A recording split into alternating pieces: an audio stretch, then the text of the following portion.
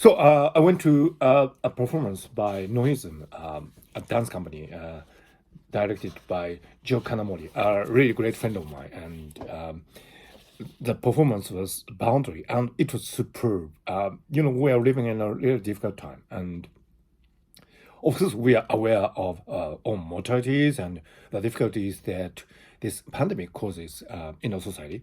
But this performance was something if you like, in the spirit of a rebellion against the zeitgeist. The reason why I'm putting all this is because of the first piece of the performance called Endless Opening, choreographed by Yamada, guest choreographer. And, it was full of color. And each person, each dancer had different coloring on their attire.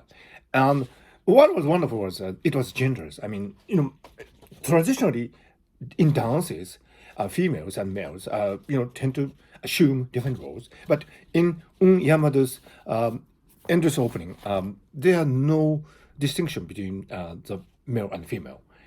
The music was really poignant, organic, and seamless flow of beautiful string music. And when the music stops, we hear the dancers breathe and step and move around in the floor, and that was also beautiful.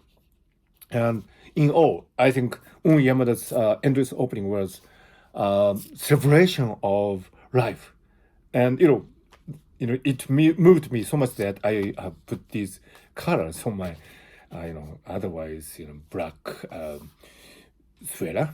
And in the second part, there's a scene where something apparently looking like a bed and a coffin is brought in onto the stage, and the dancers move around these things, and it seems to me celebration of the whole process of life and death that we go through, regardless of the pandemic, and whether there's a pandemic or not, whether there's a globalization or not. I mean, it's there, and our body is there. So Yamada's endless opening was a really wonderful celebration of what we are.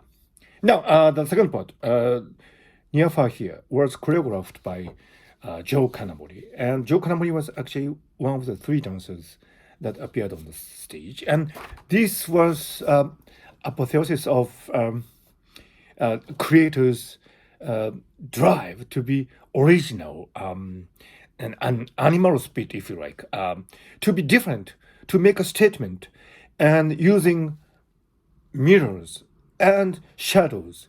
Jo Kanamori created something that was beyond imagination, something you have never seen.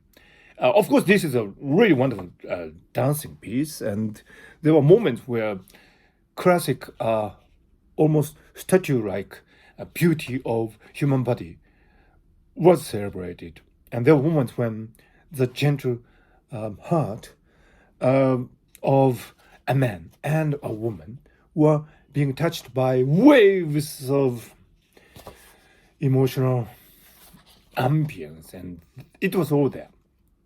But on top of that, there was this innovation. There was this never seen moments of creative genius. And that was a really courageous step from Jo Kanamori, who is a really established dancer, choreographer, and a really respected artist here in Japan and also throughout the world.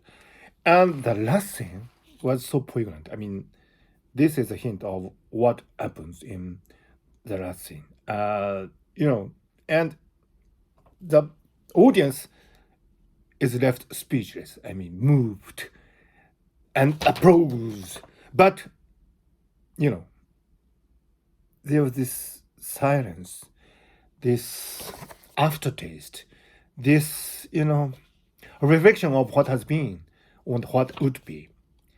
And the way the performance ended, I think was a really strong message from Jo Kanamori and the dance company, that we need to reflect on the art in the time that we spend after this great performance, voluntary. So I went to the first night of the Tokyo performance, and there are two more performances. So if you watch this video, and if you are in Tokyo, you should go to the NOISM performance in Ikebukuro.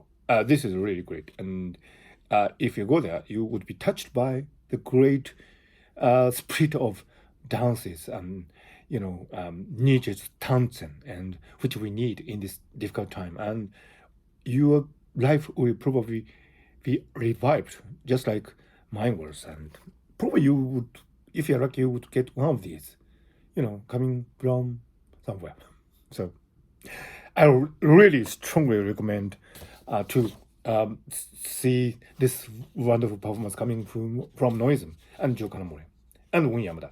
And finally, I really like to thank the peoples of Niigata, the mayor, the state council, and all these people who have been supporting this wonderful dance company, which is a pride of Niigata, Japan, and the world, and humanity, and the space, and something within us, which is the inner child. And I'm sure if a 5-year-old child goes to this performance, he or she would really love it.